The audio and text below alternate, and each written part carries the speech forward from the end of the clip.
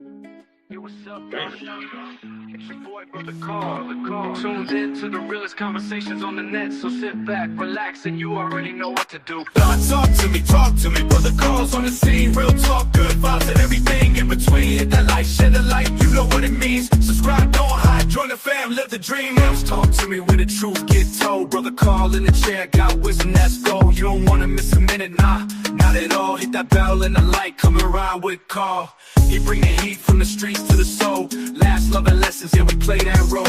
Coming down low, let your voice be heard. This the people show, powered up by the word. Talk to me, Brother Call's on the scene. Real talk, good vibes and everything in between. Hit that like, share the light, you know what it means. Subscribe, don't hide, join the fam, live the dream. You know the vibe, this is Talk to Me with Brother Call. Every voice matters, like, share, subscribe. Let's talk, let's grow, let's get it in.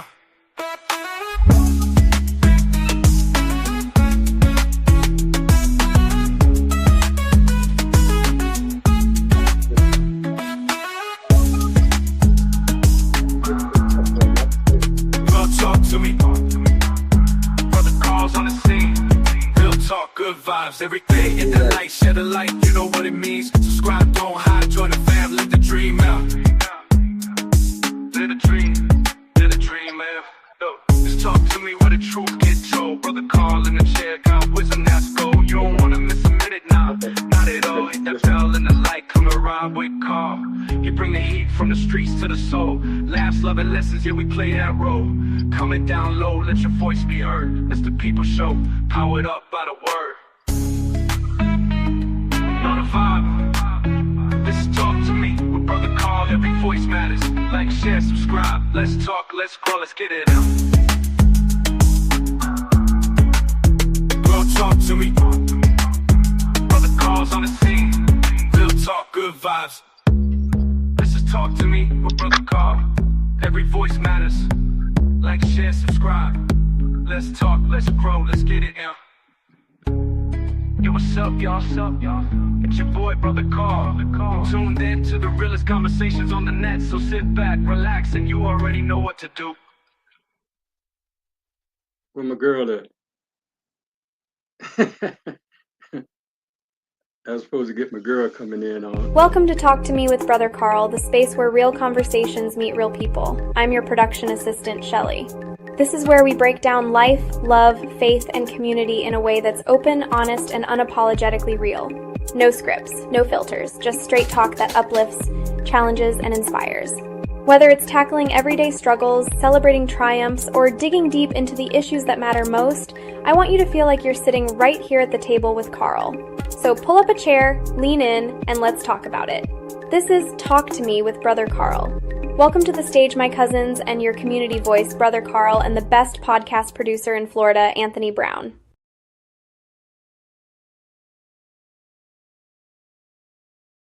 The effort being made to try to bring to Palm Beach County some real African-American programming. You know, here in Palm Beach County, for a long time, we used to have stations like WPOM and Fox at 1040. Then we had the 102, we had 106. And for a while, that was the way that our community used to communicate. But then when they started to move us from out of the Tamarind Avenue corridor, all of the Northwood and all that, and everybody started to move out west, we didn't realize that we broke down the communication inside of Palm Beach County as it relates to African Americans and those who had a desire to see us in a better position. Now, today I had invited several people. For whatever reason, we're having difficulty in getting them into the studio room, but for whatever reason, God had me to have Tony still here. I'm appreciative of that, but I wanted to come in and kind of chime in what our intent was today. Were you able to touch those ladies?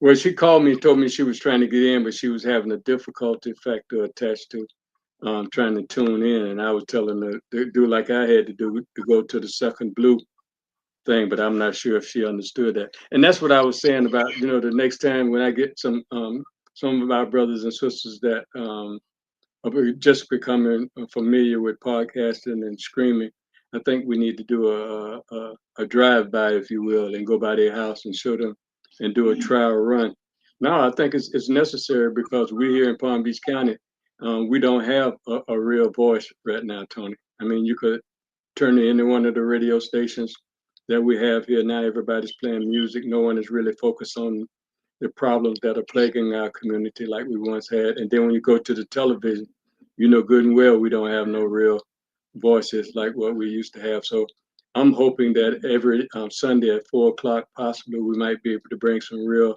provocative, informative information to our community here in Palm Beach County and really try to galvanize some of our brothers and sisters that have moved out in North Palm and Ibis and everywhere else, and try to bring everybody back together for the purpose of trying to keep our history intact. Because right now we can see truly that our cultural experience here in Palm Beach County is up under real attack. You know, most people think about the sticks, and we think about how Palm Beach came into existence, how they burnt us down and built Palm Beach, and then the place that they sent us to was Pleasant City.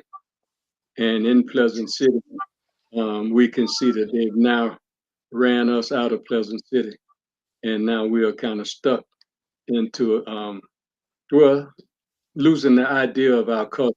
You know, because like when I tell a person right now, take you down on Rosemary or take you on Tamarind, I don't have those mile markers that we used to have in place where I could show you and show you some of the history.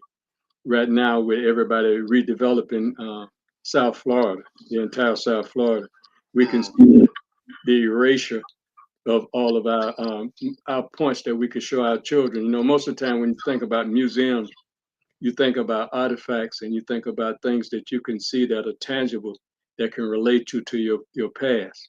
And that was the purpose of bringing the sisters on today. I had Miss Annie Ruth Nelson, who's in charge of the new museum that we're trying to establish here in Palm Beach County. And then I invited Miss Debby Raing, who was over the African and African American curriculum department for the school district of Palm Beach County for about 27 years. And then the other sister, Miss Cora Perry, she's a sister that did all of the plays. We had so much rich culture going around. And when COVID came, it kind of shut us down. And we haven't been able to kind of get that steam back into our community. So today, my intention was to bring these sisters on and try to get some kind of help for them. You know what I mean? Because I believe that we're in the window right now. When you get older brothers like myself and like the sisters that I invited, I think it's time for us to kind of be the coach, be the teacher, and allow some young people to take the front and do the challenging work that is necessary in order for them to have a better life for themselves. Same thing that we try to do during our time period. So I'm not sure if we're going to be able to get those sisters on today, but I did schedule for next week, Tony. I have us an exciting meeting, and I'm going to make sure that that's working properly. But next week, we're scheduled to have the chief academic officer for the school district of Palm Beach County. And for those who might be unfamiliar, we here in Palm Beach County, we have what is known as the African and African American History Department. And for a period of time, we didn't have no one station to be in charge of that. We just hired a young lady, Miss Kennedy, and she's scheduled to be with us next week as well. So as we continue to try to find our footsteps in the sands of times, I'm hoping that people that do get an opportunity to listen to your production. And I keep telling everybody that might be why I got in trouble. Not just joking, Tony. But as we try to build capacity, Tony Anthony Brown is the producer, and we're trying to coordinate whatever we can to try to bring some clear, concise information to our community. And I hope and pray sincerely that those of you who get a chance to get this message, you understand what we're trying to achieve. Now, from henceforth down and forever, I'll make sure, because I even invited, although I didn't send him the link, I need to do that. I had the brother that owned the Pyramid Bookstore. You ever heard of him? Akbar? No. Okay, well, he had the bookstore down in Delray Beach, in Boynton Beach. And Okay. we as Black Americans, that was the only bookstore that we had in Palm Beach County. You know, we had one store in Fort Lauderdale, and we had one store in Miami. Well, I think it was one or two in Miami, but we can see where all of those have been erased. And right now, we don't have that kind of cohesiveness going on inside of our community, but it's going to have to take place because right now, we don't have no clear direction for our children right now. And I don't say that disrespectfully. I say that with hopes that people that might get a chance to listen to this, if you're African American and you were able to go out to the school board and find out what is actually happening with your children or what's happening with our children. And I think if we did that kind of investigation, it would be, here go our big sister, Debbie. Let's see, her done chime, Debbie done chimed in. Looks like we have Debbie joining in. Debbie's joining us. Yeah, that's exciting. I hope I can get a picture. Debbie, can you come? You there? Can you hear me? Yes, ma'am. I can hear you. Okay, I'm working on my camera. Okay. And as we move forward, Debbie, I was just explaining some of the success that we've made here in Palm Beach County because most people don't realize how great the problem that we have in trying to hold on to the historical data of our family and ourselves and some of the things that we've done in the past 20, 30 years to try to ensure that Palm Beach County was identified for our children. And I was telling Tony, that you had been in the position of the school district for 20 something years. So you have some ideas as it relates to what need to be going on inside of our children education experience as we develop the things that you did and we did in the community to ensure that that kind of activity took place. So you could hear me, Debbie, and if you could just chime in with your voice, it would be appreciated. Okay, I'm here. Thank you. This is Miss Debby Raing. For those who are going to get opportunity in the future to take a look at this, she's been the person that since the state of Florida passed the law, and we here in the state of Florida have a law that was incorporated back in 1994, and she took on the challenge of being the department head for the school district of Palm Beach County, which is the 10th largest, I believe, school district in the world. And she had the responsibility of ensuring that our children would get the knowledge of themselves because of the difficulty of the equation. It's got to be in all grade levels, all subject matters. That's a dynamite job, Debbie. And I wish you would share some of that information with us as we move forward. Okay, thank you, Brother Carl, and thank you, Mr. Brown, for having me this afternoon. I am Debbie Raing, and as Brother Carl said, I was the I was the manager for the Office of African and African American Studies, and this came right on the heels of the passage of the Florida statute uh, requiring the teaching of our history in every grade, every subject. It was to be infused, not a standalone. And so, yet it was an awesome position to be in um, with a school board that did give some support, but our greatest support came from Dr. Marianne Dupont. I have to give her the accolades, who created the office for us to manage and get this awesome project done. And the other person was Dr. Deborah Robinson, who was our 22-year school board member who advocated for not only this curriculum, but for this museum that will soon break ground another year, maybe year and a half. And so with the curriculum, it was up to us to actually develop actual lessons. We were not trying to, pardon me, we were not trying to tell teachers what to teach or how to teach, but we really realized that so many teachers were not aware of this history or the depth of this history, and that for our students and all of us, that our history didn't start on a slave ship.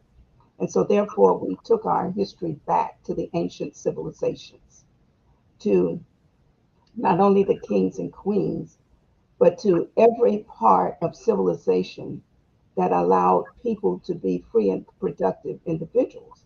But we came from a tremendous background of ancestors who were endowed with every kind of knowledge in order to build what they built and to maintain the civilizations and to push us forward onto that map. So much so that people have tried to take that history, name it for themselves, or dilute it when it looked like it might put them in a much negative light, which it did, because that's what history is.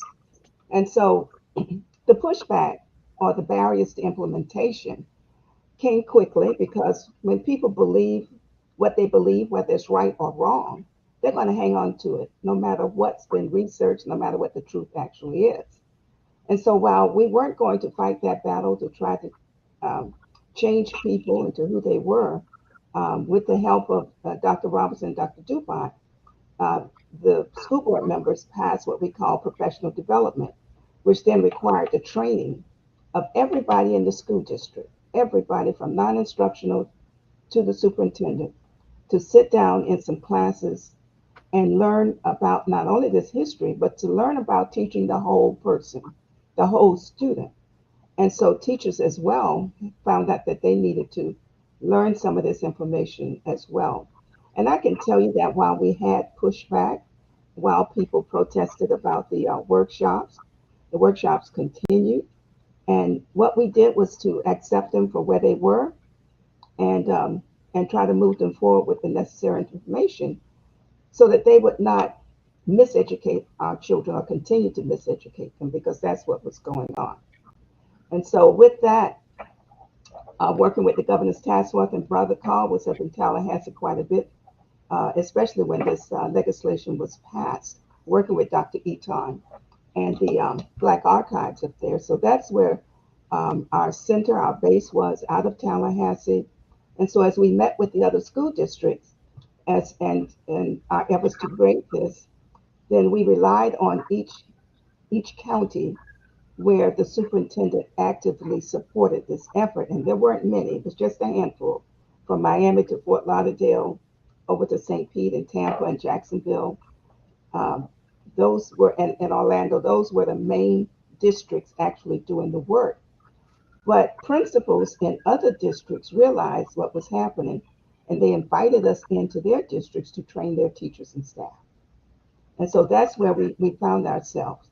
And so, in not only teaching the history of our ancestors, we also had to teach the history of where we live and where we are today. Because so often that is forgotten, and the people who got us to where we are. And so we delved back into that and did a lot of research to bring that forward. And we're still doing it. History is a constant pendulum, swinging back and forth, and there's so much out there. You've got to grasp on to what you can, get that over, and just keep plowing at it. One of my favorite authors is Dr. Ivan Van Sertima, who wrote "They Came Before Columbus." And if you haven't read that book or "Forced into Glory," those are two must-read books. But "They Came Before Columbus" took us back into Dr. Van Sertima's research as he was able to confirm and verify what the actual history was and what role our ancestors played. The book was so powerful and it was true that Congress called Dr. Van Sertima up into a hearing to explain his research and to talk about the bibliography he used and for him to, uh, they were really trying to shut the book down and they couldn't. By the time Dr. Van Sertima went to Congress to testify, his book was in the second printing. It was just that well received, not only in the United States, but in other countries. And so that's when they say they came before Columbus, that means we're not only starting before Columbus, we're starting before the Greco-Roman period, which is where most such social studies teachers want to place history and leave out Nubia, Kush, Timbuktu. They just decide they're just going to erase it, which is what we're facing today with the person who's running the state out of Tallahassee. So, and I'm going to say this last thing, and I'll get back to you. So our answer to Tallahassee about trying to minimize, whitewash, or revise our history, our answer is we will teach our own. We are in a position where we don't need to wait for somebody else to teach us about who we are and what our accomplishments and achievements are. And so our answer is we will teach our own. So I partnered with Spady Museum, with Charlene Museum, Charlene with the Spady Museum, and through a grant, we're teaching Saturday classes in two spaces, one in Delray at the museum, at the Spady Museum, the other one at my church at Trinity. The classes are free. They're open to middle and high school students and adults. We're still working on the elementary piece. The field trips, materials, supplies, resource, everything is free. 9 to 12 on Saturdays. And I'll send you that flyer, Brother Carl, so you can get that out there. But we have to start with us. Why would we sit back in our living rooms and wait for somebody to come and ring our bell who doesn't look like us, doesn't like us in the first place, never did, and continue to put um, barriers to our well-being? Why would we wait for them to come and teach us something about us? They don't know it. And anytime we're learning about us, it needs to be from our perspective, not from somebody else. Well, I read that brother John Holman over there said, well, who is he? Well, he doesn't look like us, but it sounded good. No, we need to read for ourselves and understand who's writing what we're reading before we repeat it. And so we're teaching these classes from September up through March. And they're going to be at Trinity, like I said, at Trinity Church. And the other one is Spady Museum. Okay, I know you asked me one question. I answered it. No, but David, this is the God having truth. All of the people that we started out with, many of them are gone. Percy, Maud, Elsie, all of those beautiful people that put in place the opportunity for us to take our roles in what we played. But most people from Palm Beach County don't understand the position that you played as a result of us getting that law passed in the state of Florida and how you were able to maneuver. Like I always tell everybody, man, I've already talked to Asante, Browder, you call the roll, Naeem, everybody, Quasi, everybody done been here in Palm Beach County as a result Right. of your leadership. And then when we did the undoing racism. But now the problem is, because I was stating earlier that we've done lost our communication links, because most of the time we used to be able to do it over the radio to get a spontaneous response, but we don't have that kind of luxury any longer. So this kind of information that you're providing right now, I'm hoping that we can utilize this for our principals, our teachers, our churches, everybody that we need to get a message to so that we can really start the activity of some really fostering some stuff for ourselves. We see the window of opportunity that is around us, everybody trying to destroy us. But we do see that there are others that are trying to invest in us, but they need to know who and what to invest in. And that was the purpose of bringing you and Cora and Ms. Annie Ruth in, because y'all are really the mothers of education inside of Palm Beach County, whether we like it or like it not. That's your station. And if someone would come in and join in with you, that's another thing that I wanted to do with this broadcast. I'm hoping that there are high school students, junior high school, middle school students, and collegiate students that are listening to this would come in and join in with you, because they bring in to you a lot of expertise. They know how to do all of this computer stuff and AI coding and all of that, but they don't understand what's going on. And I want you to know that in the majority of the high schools, under the leadership of Brian Knowles, we have Black student unions, and their whole focus is on African and African American studies. And why do I say African and African American studies? I'm president for the African Diaspora Historical Society, and we use diaspora to talk about all of our relatives who come from the continent. And so it's not just us here in America. It's all of our relatives out there in the Caribbean, South America, and everywhere else those slave ships dropped our family members off. And I painted this picture in the class the other Saturday to the students because there is that separation of cultures that needs to come together because we are one. And once that happens, we are a much stronger force. But I painted them that picture. I said, no, we aren't going to slavery yet. But imagine just from being on a cruise that you were on, if all of you had to be on one floor, and it was at the bottom floor where all the mechanics and everything was on, and you're packed in there together, you have no choice but to lay on the ground, chained and shackled. And when that door of the slave ship opened and you looked, you saw your grandmother get off the ship, you saw that neighbor from the other village get off, you saw your friend, and the door closed, never to see them again. And that ship stopped over and over and over again. And each time you saw somebody get off that you knew, or was a relative, or was a friend. I said, and therefore, when you go on these cruises and see the black folks over there, you've got to look in their eyes and make some connection. You know in your heart that we are family. And so we have to look at the diaspora like that. We can't just say, oh, the Bahamians or the Barbadians and the Jamaicans and the Haitians. We're all one. And they got there because they robbed our continent. They robbed the motherland and kidnapped and brought the people over here. And so therefore, no, we didn't ask to come over. We weren't sitting on the shore waiting for somebody to come and enslave us. No, we have done strides in medicine and science and harvesting and mathematics and architecture. Everything that exists, Africans started it first, including all of the inventions. Our people were so brilliant that they could plant and harvest by the moon and the stars and get it right. And we have to give credit to Imhotep, who was really not only the first doctor, architect, everything else, but if there was anything to be done, our African ancestors did it.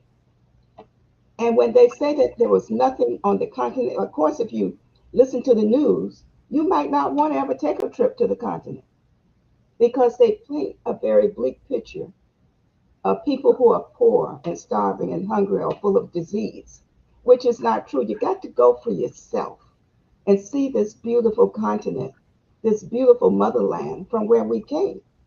But if you watch the news and buy into that, no, you might not get there. And as some people have told me straight up, people look like us, Brother Carl. I ain't never been there. I don't want to go. I ain't got nothing over there. Mm-hmm. But for the Europeans who went, the colonizers, and they came back to report there's nothing over there, but they kept going back. Do you know that every resource that exists anywhere in the world exists on the continent of Africa? Some other continents, some other countries may have a few, but absolutely everything that God created is on the continent of Africa, and you can find it. You can go over to Grenada. That's the spice capital of the world. You can find it all on the continent. And whatever the radium, whatever the chemicals are on the element chart, you can find everything on the continent of Africa. And you can't do that for the other continents and the other countries. And so it's something about this jewel that God gave us that we need to continue to own up, celebrate, protect, and visit, because that's home. Well, you know, Debbie, I wanted to. I really do appreciate the way that the law was set up. It said African and African American, and I Right. was around when those senators, they really had to sneak that. I think the history of the Florida law need to be explained and Right. some of the trappings that followed it. Because I remember when those senators first got that passed, and we had Doug Jameson, who was the over the Department of Education, African American, and they had to sneak that pass and got that passed. And then after they got it passed, what we had to do as a community and as a community, because we remember we had to put together LC, Maud, and everybody, and then we petitioned the school district, and then with our petition, we were able to partner with the school district, and then we started developing different tools. But most of our people inside of Palm Beach County is not familiar with that. And I tell them, like when we used to walk into the meetings, when they hold the state meetings, when we walk in as Palm Beach County, people would stop and literally start clapping based Mhm. upon some of the accomplishments that we made here. But I think in recent time, we kind of went quiet and silent, and we're not really focusing on that particular part of our children's education experience. And now I know that you are with Trinity and Spaded, but that need to be everywhere. And I'm hoping that we can get some more energy into that kind of thought process so that we Mhm. can possibly get something going. Now, Yeah, next week, we're hoping more sites will pick up as we've done it. and there's a curriculum, and it's so easy to follow. Anybody can teach it, and I think there are enough people out there who can go in and assist. But I thought that as we put this together, that we not put any type of barrier that would keep people from coming. So Right, therefore, it doesn't cost anything. All you have to do is get there. right, That's it, and right. show up. Well, I think about if we would have did that early on, when we had others alive that could have even possibly invested more, but we didn't see that. It wasn't time for us to see that. But now the window that we're in right now, it Mhm. would be a travesty for something to happen to you, Miss Anna Ruth, and Miss Cora, and people don't. Cause see, all of the other ones are gone. I mean, other than the sister that does the NAACP um, convention at the auditorium once a year, but we done kind of lost that kind of leadership, and we need that. And I'm glad to see that you're formulating that again. And I want to do whatever I can to bring people in, because I do believe we Palm Beach, and when we insert ourselves with all of the stuff that we've already developed, and all we need to do is just transfer that information to different people.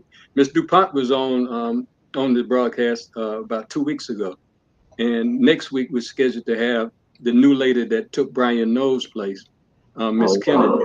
that's Dr. Ethel Kennedy. Yeah, she's Yeah, good. She's excellent. I don't yeah, know where Annie Ruth and Cora are. I know they they because I was on two things, and one I couldn't hear you, another one I could. So I'm sure they're probably punching some buttons and yeah. Well, she takes me and told me she was listening, and okay, and for whatever reason, I just roll with what we got, because see, like okay, we that's need to, okay. we That's got to okay. get we got to get started Mhm. somewhere, and see, like information that you're providing. This is the kind of encouragement I like to give to our organizational heads, Well, our see, church leaders, let me our tell you that. politicians.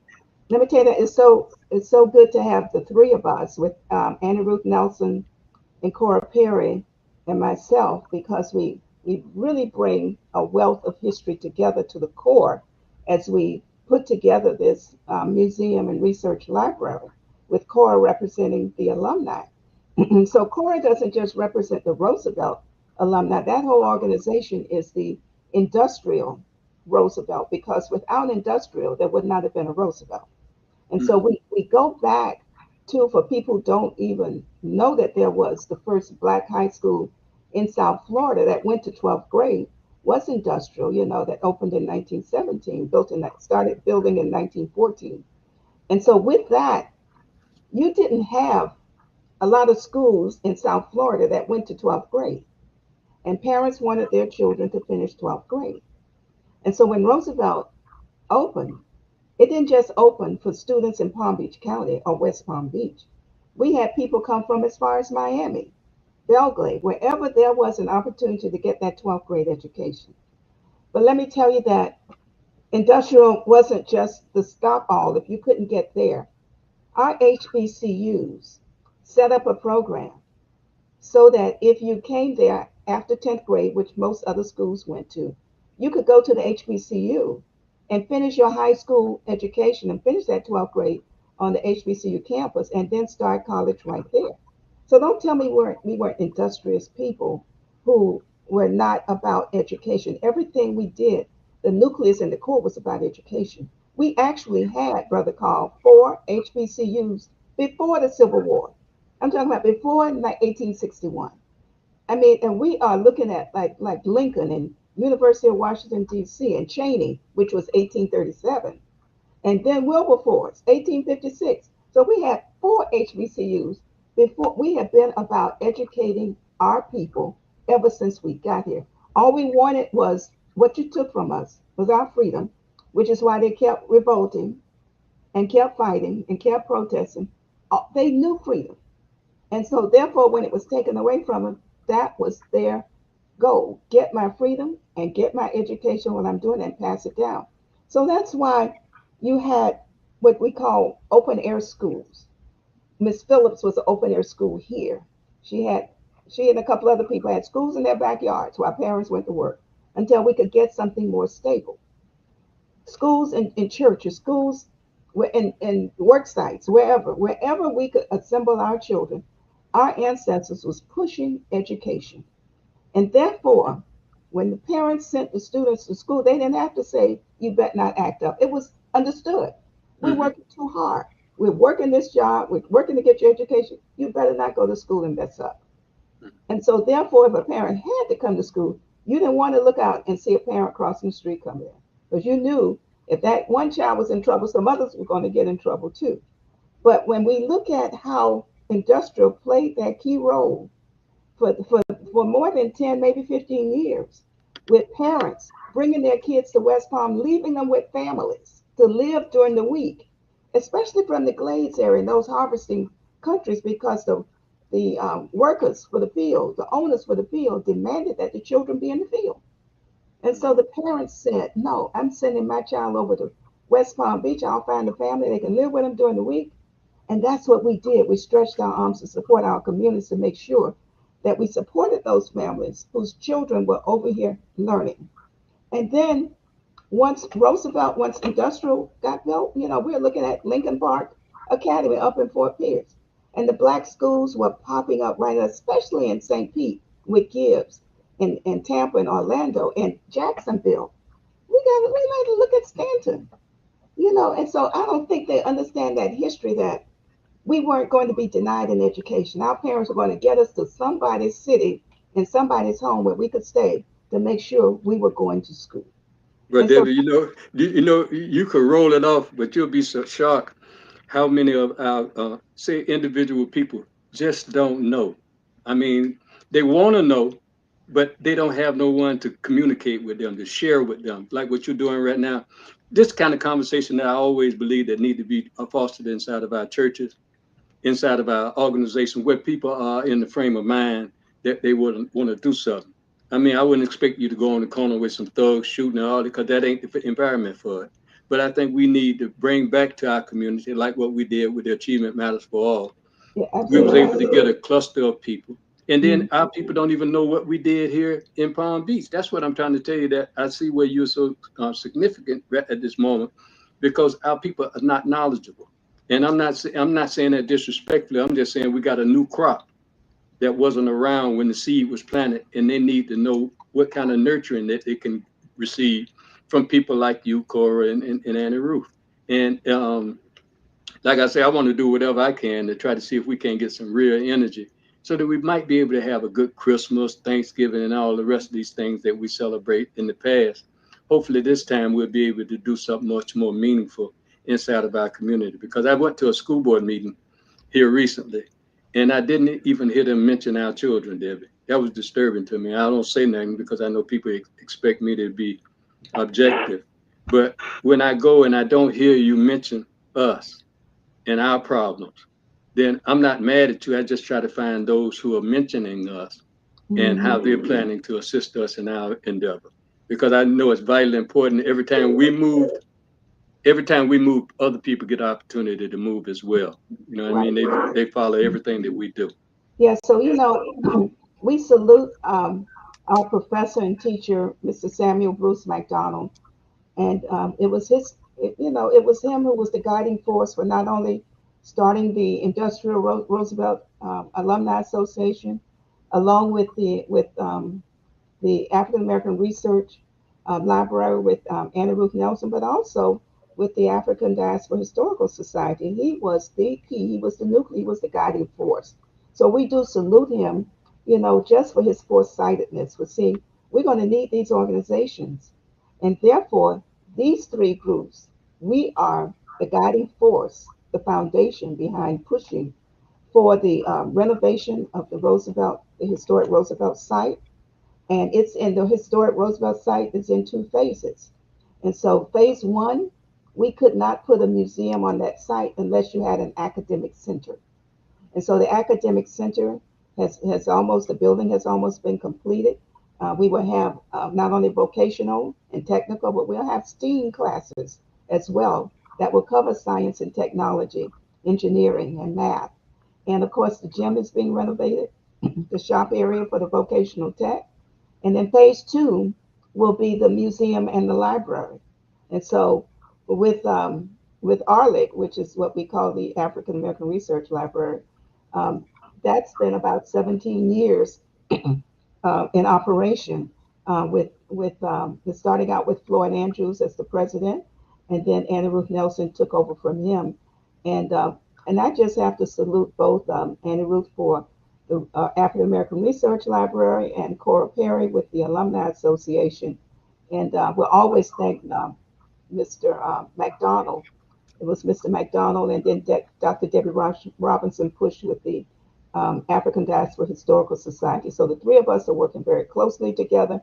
And Brother Collins, we constantly appeal to the community to save your pictures, save your documents, save what was important to your parents and grandparents that they left you. And sometime in the very near future, we're going to put together a kind of workshop that we can start teaching people how to preserve and take care of their valuable documents so that they aren't ruined. We always say don't laminate them, don't staple them, don't put a paper clip on them. But we'll be doing training with acid-free materials so they'll see how we need to protect them. When we open this museum, it will be a true reflection on who we are and how we got to where we came. We're not going to dwell on, oh, look how bad they treated us. Yeah, we were treated badly, but we continued to rise, like Maya Angelou said. We can't sit in that negative spot, which is why we have to keep moving forward. But we keep Sankofa right there in front of us because you got to look back to see where you come from to move forward. And so we are moving forward with this idea. We want people to know about the fact that we have been in a revolutionary time frame, reactionary time frame, revolutionary time frame since we were forcibly brought here. We have been we we have been on the road to get to where we are today and moving forward. We didn't sit back and say, "Oh, well, they got us over a bind. We just can't do it." No, we haven't done that, and so we owe it to the ancestors to get to where we are today. But we owe it to our children and the generations to come. And it would be a terrible slight on us if we don't do that. We've got to leave this better than we left it. And so, all applause to Mr. McDonald, Dr. Robinson, Dr. DuPont, for having that fortitude, having that insight to get us where we are today. When we look at uh, having a museum, we know that we haven't had an actual museum like what's going up. We do salute Miss Everett Clark for the Hmm. museum she put together over in Pleasant City, and her daughter is working with us. So we're just looking at all of um, uh, these keepsakes we have that we're going to really have the kind of showcase in there that tourists will continue to come forever and ever. Right to that site at Roosevelt High School on the corner of L.A. Curtsey Avenue, which is 15, and Cameron Avenue. We need to lift up that whole community. We've had people who tried to separate that community there and call it the Coleman Park area, they've tried to give it all kind of names. Every time you go to City Hall, they got something else going. But we know it will. We know what it is.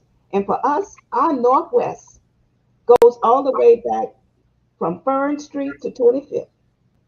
Our people lived on those streets. Many of the churches were founded in that area across from Amtrak.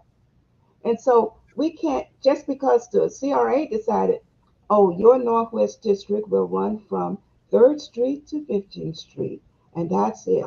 What do they know? They weren't even here. And so while they say that, it's up to us to know and to pass that information on.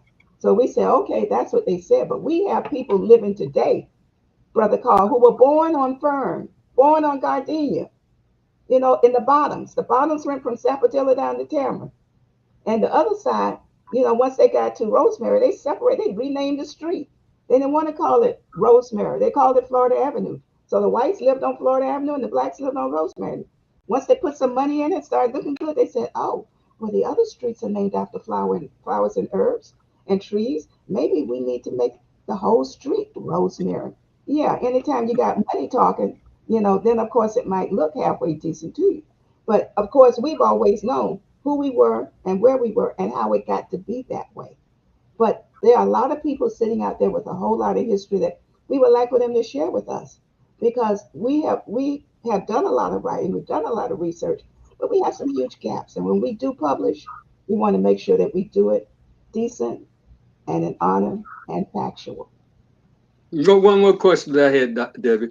Remember at a period of time at the school district level, we were supposedly entertaining the idea of connecting with Africa, Aqua Ghana. And I seen the paperwork that was written up, and we were supposed to be poised where we was going to try to work together. Whatever happened to that exchange? I'm not sure what happened with that. Um, what we did do through the State Department, we were able to travel to Senegal, West Africa.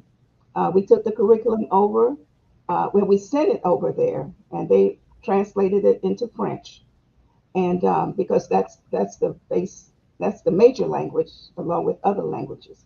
And we got to do a couple of presentations and all. And so we went to 2 or 3 schools, and we were able to share with them. They were already familiar with it because it was in their language when we got there. But once we made that trip, it was kind of like a stop gate. We continued to communicate and send emails, but that kind of fell off. There have been several conferences that we could have probably gone back to, but I have not been back to the mother country since we went to Senegal. And I don't know what happened with the Ghana project.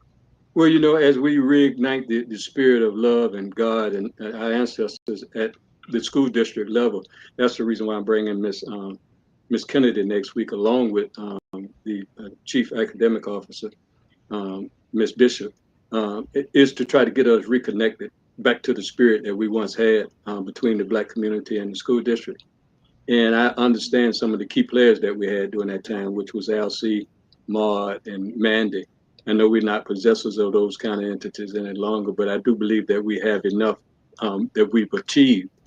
And that's the part that I want people to know, because like most of the time, people think we're starting from zero, and they don't realize we got over 20 or 37 years now here as Palm Beach County working feverishly to try to bring some conclusion to our problems. And I think we need to know how, when, what, and I think if we would share that and spread it out like what we did with the Achievement Matters for All when we set up the different groups to work on different functions.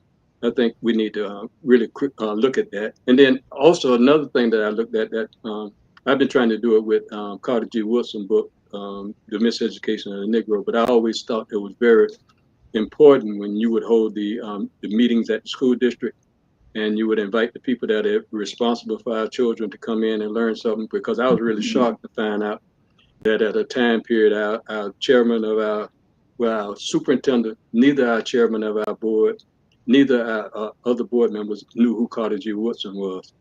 And I thought that was alarming. At least it should have been for our community, because if you don't know who Carter G. Woodson is, how can you celebrate Black History Month?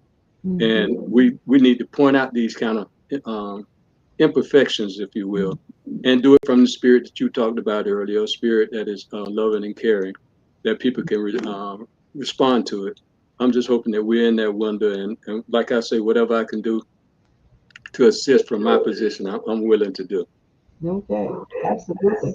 Yeah, as we started the classes last year, we're going into our second year with the Black History classes, and many of the teachers came to the class. They really expressed their fear of teaching this curriculum because of the tenor, because of the atmosphere in the state and everything that was coming in. But as we met continuously with Superintendent Burke, he said that he has assured his principals, his area superintendents to push the curriculum and to let the teachers know that if there is an issue, to really reach out to him. Now, that's what Superintendent Mike Burke told us. And so when the teachers came and they had that, it was a present and it was a sincere fear they expressed about job security in teaching this curriculum. And so and as Brian Knowles was telling them then, if you follow the Sunshine State standards, then you are definitely covered. But you have to know which Sunshine State standards you're using so you can apply it there as you teach it. And so when they say, oh, well, we're not going to teach all that stuff that might make the other kids who don't look like you feel bad. And, and we don't apologize for what we teach. You can't apologize for what actually happened. But I'm sure there's a way to couch everything that you teach and you use critical thinking and research so that then they come back with additional information and say, but hey, Miss Ranger didn't say this. I say, I'm so glad you found that. Would you share it? And then, of course, it looks like, oh, you just made the white folks look bad. I said, not me. I didn't do that. You know, you had your students here who brought out their research. And of course, it took students to say in that class, it's not about making people feel bad. This is what some of the middle and high school students said. They say, I'm glad to know this history.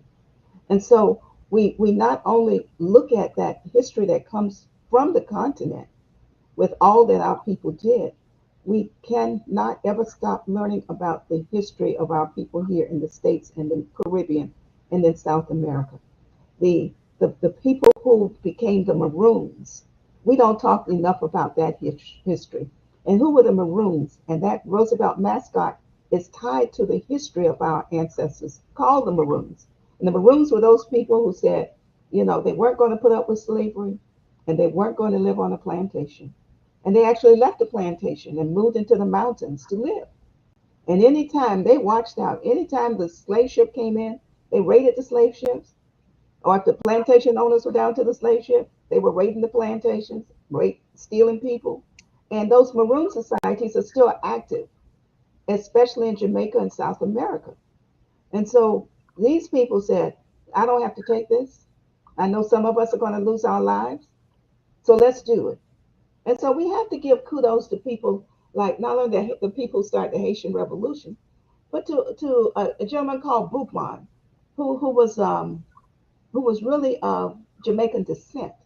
And he caused so many problems on the plantation of encouraging people to stand up, speak up. They didn't kill him, they just exiled him. They put him off the plantation. Can you imagine? And he Yep. ended up in Haiti in the mountains with the Maroons. But they had the drums up in the mountains because the plantation owners had banned the drums. They knew they were sending messages with the drums. And so the people on the plantation, our family, didn't have the drums, but in the mountains they did. And so therefore they, you know, beat the drums and said, okay, it's a meeting tonight. So they had to decide who could go that wouldn't be missed. And as Boukman worked with the Haitians, they came up with the Haitian Revolution. Don't you know that they were outnumbered by the French by 1 to 5 almost and still beat the French? It's amazing that we don't tell that history enough because as Napoleon kept running out of money, he couldn't beat the Haitians and kept going back to France for more money. They finally told Napoleon, we aren't giving you any more money. And Napoleon had to sell that land that he had, that's called Louisiana. He had to sell that for a nickel an acre to get more money. And he still lost. And he still lost. So we have to celebrate our sisters and brothers of Haitian descent for that Haitian Revolution and winning that in 1804. In everything we teach, we have to lift up every type of rebellion that happened. They like to talk about 1619 as the first, quote, recorded time they brought enslaved Africans here. But really, we go back to 1526. And I'm sure you can go back before then. My research only goes back that far, where the people were revolted and said, this is not what I was born for. I am getting off this ship, or either we're throwing you off and we're going back home, which is what they did. And so teaching those slave revolts, and that's the time we attach slave to it. We don't identify, they put a pin right there. We don't never identify our people as a slave. If we say I'm African American, you know, I'm Jamaican American, and you think over here you're going to say, oh, and I'm slave, that was not a vocation that our ancestors selected. Calling a person a slave dehumanizes their humanity. So don't say, oh, and the slaves did this and the slaves, they didn't ask for that. You can say the enslaved people. Please remember that, audience who's listening. They were enslaved. They didn't fill out an application for a slave.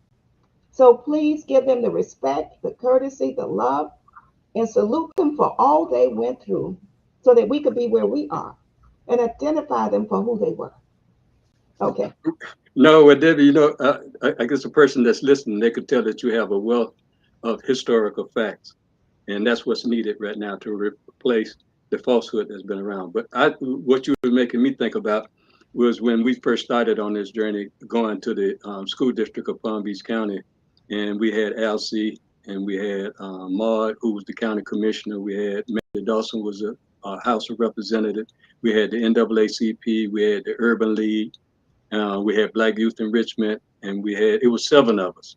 And as a result of writing that, LC wrote a letter to the school district, and the school district responded, and then we started that relationship that took us into Ms. DuPont after we started to formulate the Achievement Matters for All. And she architected that, and she don't want to take the credit for it, but she structured that thing for us, and that we could come in and we could make some real, well, at least now we can look at some of that documentation and see where we made success stories or where we went astray. And I'm just hoping as we continue to move things forward, we'll take on all of the aspects of what is necessary. But I do believe right now, Palm Beach is leading in the state of Florida as a result of dealing with the Florida law that was passed in the state of Florida, because I still deal with the state task force in Miami and different counties, but none of them have the ability to present what you and those inside of Palm Beach County have to offer, not only for us, but for the totality of the United States, because we understand that the law that was passed here in the state of Florida was a law that was governing the entire United States. And this kind of wisdom that we're sharing, we've seen the beauty of it because of the African portion of it that is extended around the globe. So I want to thank you sincerely, Debbie, for stopping by today and standing in for Cora and Miss Anna Ruth. And hopefully next week, if y'all get a chance, tune in if you have anything to say to the new person that's over the African and African American curriculum, or the chief academic officer.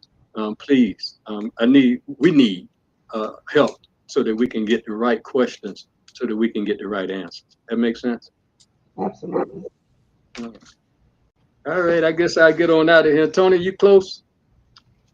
If he haven't went back in the back office, and he's going to close us out, I hope, sometime soon. Okay. But Debbie, when is our next meeting? It is October 11th, 9 o'clock. And that's the one at Trinity? Yeah, Okay. they both meet at the same time at Spady and at Trinity. So just wherever you're located, you can go to either one. Adults, high school, middle school. And this is Palm Beach County. We let them stay. And this is Palm Beach County. I even had the opportunity, we was scheduled to possibly have him drop by today. I was talking to Mr. Oddbach at Pyramid Books, so that people would understand the need to get a hardback or to get a book, as opposed to just taking some papers and throwing them on the side and not really valuing it the way that we should value the history of ourselves. I don't know if people remember we had 2 black bookstores, Mr. Drayton and Mr. Akbar. And we lost our brother, Mr. Drayton, but Akbar still has his bookstore. And before you go online to Amazon or anything else, let's support the brother and look up Pyramid Books and make sure we buy from him. And I don't know where Tony is. Brother Carl? Hmm? You're still doing books too? And you're still I'm still doing books, but I'm doing books, but I got to do like Master P. I got to come out the trunk of the car. Okay. I don't mind. That's No, because okay. it provides me. Now it provides me with the opportunity to meet many more people, and That's then right. you know, like when you're a salesperson, you need to know your product, so it forces me to make sure that my product is correct. I guess Tony gonna chime back in with us, and if you need any kind of broadcasting needs, this is the man. His name is Anthony Brown, Tony, and he's gonna be coming popular here as well as we move forward. I told him I'm gonna try to make him on the level of Tyler Perry, so he could get him a studio room so he could be big time. Johnny said love and peace. Johnny said love and Thank peace. Thank you, man. And thank you, Debbie, again. Thank you, Tony. And should it be God's will, we'll be back next week, same time, same channel. Thank you all. Okay, thank you for having me. Take care. Good night. Good night. Good night. That's a rap family. You already know what it is. Talk to me with Brother Carl. We do this every Sunday, 4 p.m. sharp. Don't keep it to yourself. Spread that love. Don't keep it to yourself. Spread that love. Oh, that's what watch and we appreciate the view. Every like, every comment, every word from you. Same time, same place, next week's the vibe. So don't forget to hit subscribe. On the gang signs. Yo, drop a line, let us know what's good. From the city to the screen, we reppin' the hood. Wisdom, faith and love in the game we lace. See you next week, same vibe, same place. Talk to me, yeah, we keep it real. Brother Carl on the mic, and that's all you feel. Next Sunday we ride, same truth, same thrill. So until next time, peace, love, and God's will. Yo, drop a line, let us know what's good. From the city to the screen, we reppin' the hood. Wisdom, faith, and love in the game we lace. See you next week, same vibe, same place. Talk to me, yeah. This is Brother Carl signing out. Stay blessed. Don't forget, Sunday at 4, see you there. Yeah, drop a line, let us know what's good. From the city to the screen, we reppin' the hood. Wisdom, faith, and love in the game we lace. See you next week, same vibe, same place. Talk to me, yeah. This is Brother Carl signing out. Stay blessed. Don't forget, Sunday at 4, see you there.